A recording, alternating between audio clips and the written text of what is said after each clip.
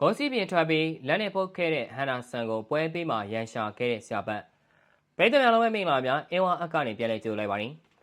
မင်းညတော့ကစားသွားတဲ့ FA ဗလာပိုလူပွဲမှာမန်စီးတီးနီးပြပတ်ကွာလာမန်စီးတီးကစားသမားတွေအပါအဝင်မန်စီးတီးပရိသတ်တွေကအစနားမလည်နိုင်ဖြစ်ခဲ့ရတဲ့ကိစ္စတစ်ခုရှိတယ်။အဲ့ဒါကဘာလဲဆိုတော့ခွေစတယ်ဘဲလီကိုသမားဒင်းဟန်နာဆန်ကဘာကြောင့်အနီးကပ်အပြမခံခဲ့ရလဲဆိုတာပဲဝေမာလီမှာကစားခဲ့တဲ့ဒီပွဲမှာခွေစတယ်ဘဲလီကမန်စီးတီးကိုတကောမရှိနဲ့နိုင်ရရှိခဲ့ပြီးသူတို့အသင်းအတက်တမိုင်းတစ်လျှောက်မှာပထမအဆုံးမေဂျာဆူလာကိုစုခုရရှိခဲ့တယ်။မန်စီးတီးနေနဲ့ဒီဟာဒီမှာပရီးမီးယားလိချန်ပီယံဆုကိုလည်းကာကွယ်နိုင်ခြင်းမရှိသလိုချန်ပီယံလိမှာလည်းရီယယ်မက်ဒရစ်ကိုပလေးအော့အဆင့်မှာရှုံးနေပြီးထွက်ခွာသွားခဲ့ရကြောင်းမျှော်လင့်စရာဆူပလာဆိုလို FA ဖလားတစ်လုံးပဲရှိခဲ့တယ်။ဒါပေမဲ့မန်စီးတီးအနေနဲ့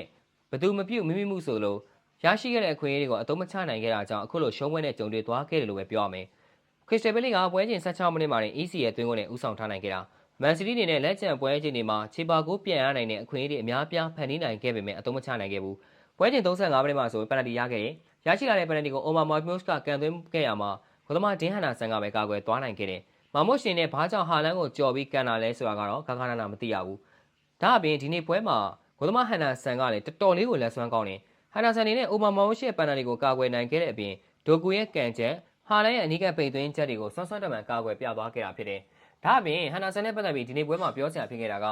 ဟာလန်ရဲ့ဘောလုံးကိုဂိုးစီအပြင်ကြီးထွက်ပြီးလက်နဲ့ပုတ်ခဲ့ပေမဲ့အနီးကပ်အပြမခံခဲ့ရတဲ့ကိစ္စပဲ။ဒီဖြစ်ရက်ကပရာပိုင်းပွဲချိန်24မိနစ်ဝန်းကျင်မှာဖြစ်ခဲ့တာ။အဲ့တော့ဂိုးအီယာတွေကိုဆွဲပြေးလာတဲ့ဟာလန်ကိုဟန်နာဆန်ကဂိုးအီယာစီအပြင်ကြီးထွက်ပြီးလက်နဲ့ပုတ်ခဲ့တယ်။ဒါပေမဲ့ကွင်းတဲ့တိုင်ကဒီဖြစ်ရမှာဟန်နာဆန်ကို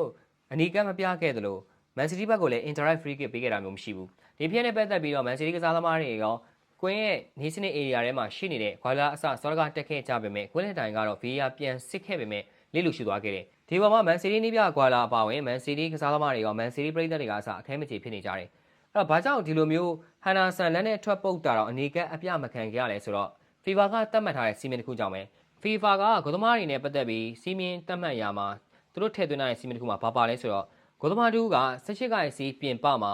ဘောလုံးကိုလက်နဲ့ကင်ခဲ့မယ်ဆိုရင်ရွယ်ချက်ရှိသည်ဖြစ်စေရွယ်ချက်မရှိသည်ဖြစ်စေတိုင်းရဲ့အနီးကပ်ပြပြီးထုတ်ပယ်ခံရမှာဖြစ်တယ်လို့ပြန်မဲ့အသင်းကို indirect free kick ပေးရမှာဖြစ်တယ်။ဒါပေမဲ့ဟန်နာဆန်ရဲ့ဖြစ်ရမှာတော့ဟာလန်ရဲ့ဆွဲပြေးမှုကိုဟန်နာဆန်က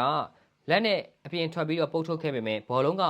ဂိုးနိုင်တဲ့အနေအထားမှာမရှိရဲ့အတွက်တိုင်းရဲ့အနီးကပ်ပြသခဲ့ခြင်းမဟုတ်ဘူးဆိုပြီးတော့ VAR ကတော့ရှင်းလင်းသွားတယ်။တခါကျရင်အင်္ဂလန်ကဒိုင်လူကြီးတွေရဲ့ဆုံးဖြတ်ချက်တွေကတခါကျရင်နားလည်ရခဲ့တယ်။သူတို့ပြခြင်းလည်းပြတယ်သူတို့မပြခြင်းလည်းမပြဘူး။သူတို့ပေးခြင်းလည်းပေးတယ်သူတို့မပေးခြင်းလည်းမပေးဘူး။တကယ်တော့ဒီလိုအလားတူဖြစ်ရမျိုးပရီးမီးယားလိမှာလည်းဖြစ်ခဲ့ဘူးတယ်။လွန်ခဲ့တဲ့တစ်နှစ်ကျော်2020-2023ရာသီတုန်းက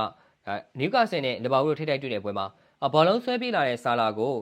နယူကာဆယ်ကသမားနစ်ပုတ်ကစီးပြင်းပြီးထွက်ပြီးတော့လက်နဲ့ပုတ်ခဲ့တယ်။အဲ့ဒီချိန်မှာကွင်းတိုင်ကနစ်ပုတ်ကိုဒိုင်းအနီကန်နဲ့ထုတ်ပယ်လိုက်သလိုလီဗာပူးကိုလည်း indirect free kick ပေးခဲ့တယ်။အခုဟန်နာဆန်ရဲ့ဖြစ်ရက်ကလည်းနစ်ပုတ်နဲ့ခတ်ဆင်စင်ပဲဒါပေမဲ့နစ်ပုတ်တုံးကကျတော့အနီကပ်ထိပြီးဟန်နာဆန်ကျတော့ဘာကတ်မှအပြမခံခဲ့ရဘူး။အင်္ဂလန်ကွင်းလယ်တိုင်းရဲ့အရေးသွေးကတော့တဖြည်းဖြည်းနဲ့စုပ်တက်ဆုပ်လာခဲ့ပြီလို့ပဲပြောရမှာဖြစ်တယ်။